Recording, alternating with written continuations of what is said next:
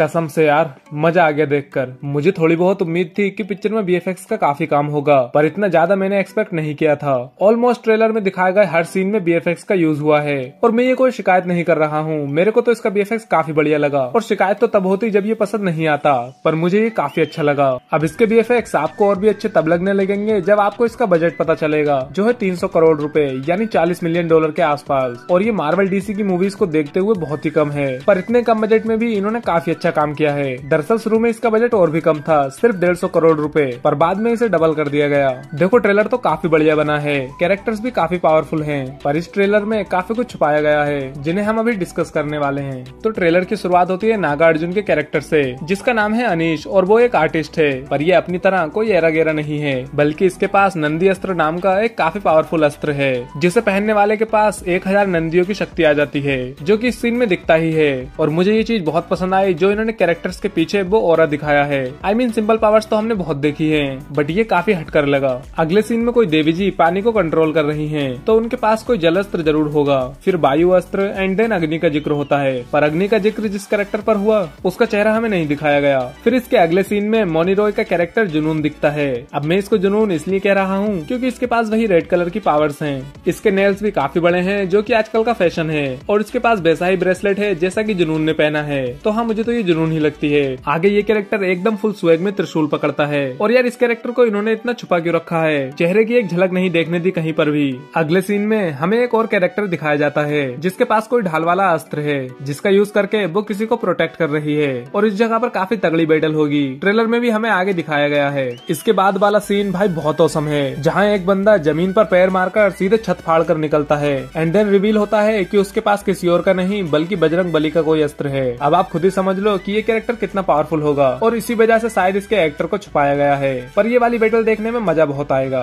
अब कोई बंदा अपने हाथों में ब्रह्मास्त्र को उठाता है, एंड देन आसमान से काफी सारी एनर्जी गिरने लगती है। अब या तो यहाँ पर ब्रह्मास्त्र को कोई एक्टिवेट कर रहा है या फिर उसकी पावर्स चुराना चाहता है। इसके बाद हमें इस पिक्चर के हीरो रणवीर सिंह के कैरेक्टर शिवा के कुछ सीन्स मिलते हैं, जिसमें हमें पता चलता है कि ये एक डीजे है, और थोड़ी सी इसकी लव स्टोरी भी दिखाई जाती है। इसके बाद हमें एक दो और रोमांटिक सीन्स दिखाए जाते हैं, एंड देन रिवील होता है कि शिवा को आग जला नहीं सकती। यहाँ शिवा कहता है कि उसको आग कभी जला नहीं पाई, और यहीं पर पीछे से आवाज आती है कि शिवा की किस्मत ब्रह्मास्त्र से जुड़ी है। ऑब्वियस सी बात है, किस्मत तो जुड़ी होनी ही थी, क्योंकि पिक्चर का नाम भी ब्रह्मास्त्र है। आगे शिवा को किसी ने कैप्चर कर लिया है, और पूरा रेडिश बैकग्राउंड देखकर लगता है ये जुनून ने किया है। जब भाई विलन ही वो है तो और कौन करेगा। अब यहाँ पर इसके लॉकेट को देखकर शुरू में मुझे लगा था कि वो ब्रह्मास्त्र है, लेकिन ब्रह्मास्त्र इससे थोड़ा बड़ा है। तो यहाँ पर इस लॉकेट के जरिए या तो शिवा की पावर्स को शक किया जा रहा है या फिर उसे करप्ट किया जा रहा है। भाई उसके चेहरे के हाव भाव बदले हुए हैं यहाँ पर। अगले सीन में रिवील होता है कि यहाँ पर एक दो लोग नहीं बल्कि पूरी एक ऐसी बस्ती है जिनके पास अलग अलग अस्त्रों की शक्तियाँ हैं, और वो उन अस्त्रों को बुराई से प्रोटेक्ट कर रहे हैं। फिर अमिताभ बच्चन का फर्स्ट लुक मिलता है, जो कि इस पिक्चर में गुरु नाम के कैरेक्टर में नजर आएंगे, जिसके पास है प्रभास्त्र the sword of light.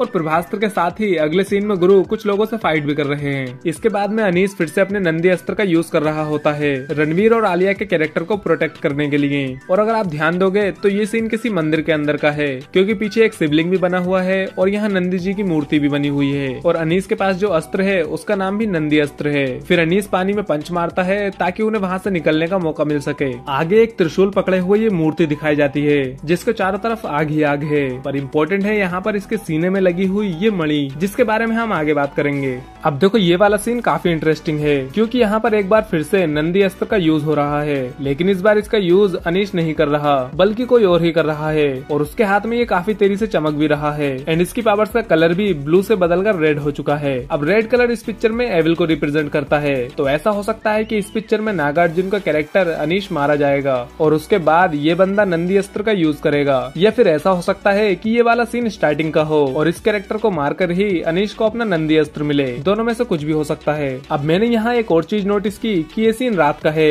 And ये बंदा किसी बिल्डिंग की छत पर किसी कैरेक्टर से फाइट कर रहा है, और मे भी ये वही कैरेक्टर होगा जो कि टीजर के स्टार्ट में एक बिल्डिंग की छत पर लॉर्ड हनुमान के किसी अस्त्र का यूज कर रहा था। एंड अगर ये बात सही हुई तो भाई बहुत मजा आने वाला है। अगले सीन में हमें जुनून और उसकी छोटी सी आर्मी दिखाई जाती है, जो कि ब्रह्मास्त्र के पीछे पड़े हैं, एंड देन जुनून भी उसी मूर्ति के सामने खड़ी है जहाँ पर शिवा था। फिर अगले शॉट में कोई बंदा ब्रह्मास्त्र के टुकड़ों को जोड़ रहा है, जो कि और कोई नहीं बल्कि जुनून है, क्योंकि इसके पास वही ब्रेसलेट है। प्लस इसके हाथ पर जो टैटू बने हैं वैसे ही टैटू जुनून की गर्दन पर भी हैं। तो हाँ, ब्रह्मास्त्र जुनून को मिल जाएगा। इसके बाद में पता चलता है कि सिबा खुद ही अग्नि अस्त्र है। देखो, होता ऐसा है कि जो भी कैरेक्टर्स किसी टाइप की पावर्स का यूज कर रहे हैं वो पावर्स उन्हें उनके शरीर से नहीं बल्कि उनके अस्त्र से मिलती हैं। बट सिबा के केस में कुछ हटके है। उसे किसी भी तरह के अस्त्र की जरूरत नहीं, क्योंकि वो खुद ही एक अस्त्र है। वो पावर्स इसके पास शुरू से ही हैं। यहाँ सिबा की पावर्स एक फूल की तरह निकलती हैं। एंड इफ यू नोटिस तो यहाँ पर आपको कुछ पक्षी भी उड़ते हुए दिख जाएंगे, जो कि सिबा की पावर्स यानी आग से बने हैं।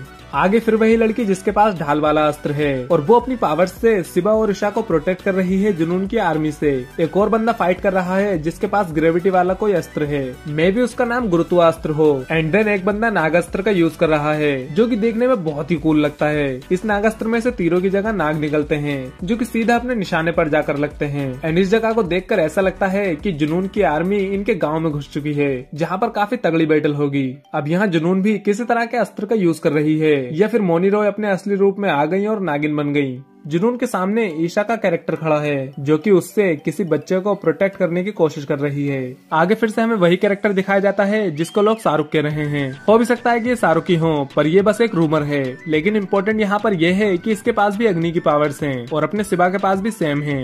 तो दो लोगों के पास एक पावर कैसे हो सकती है? और यहाँ इसके हाथ में वही त्रिशूल और सीने पर वही मणि है, जो कि उस मूर्ति पर भी थी। तो मुझे लगता है कि वो मूर्ति इसी कैरेक्टर की थी। ये सब तो ठीक है, लेकिन ये स्टोनहेंज में क्या कर रहा है? अगले सीन में वही पीछे वाले सीन को एक्सटेंड करके दिखाया गया है, जहां लगता तो ऐसा है कि ब्रह्मास्त्र एक्टिवेट हो चुका है या फिर उसे कोई चला रहा है, जिससे काफी ज्यादा डिस्ट्रक्शन हो चुका है। और फिर एंड में ये सीन जहां सिबा आग से ही अपना रूप बना लेता है। एंड देन आता है ये शॉट जहां सिबा अपनी ट्रू फॉर्म में है और उसके 6 हाथ हैं, जो देखने में भाई बहुत ही औसम लगता है। देखो यार, मुझे तो सबसे ज्यादा बढ़िया ये लगा जो इन्होंने कैरेक्टर्स के पीछे उनके ऑरा या अवतार को दिखाया है। प्लस इस ट्रेलर के कलर्स भी मुझे काफी बढ़िया लगे। मजा आता है यार ट्रेलर देखकर। बस अब पिक्चर का इंतजार है, जो कि 9 सितंबर को आएगी। वैसे ब्रह्मास्त्र अब कोई ट्रायोलॉजी नहीं रही, बल्कि अस्त्रावर्स नाम के एक मूवी यूनिवर्स का पार्ट बन चुकी है, जिसमें वक्त के साथ और भी नई मूवीज एंड कैरेक्टर्स जुड़ते जाएंगे।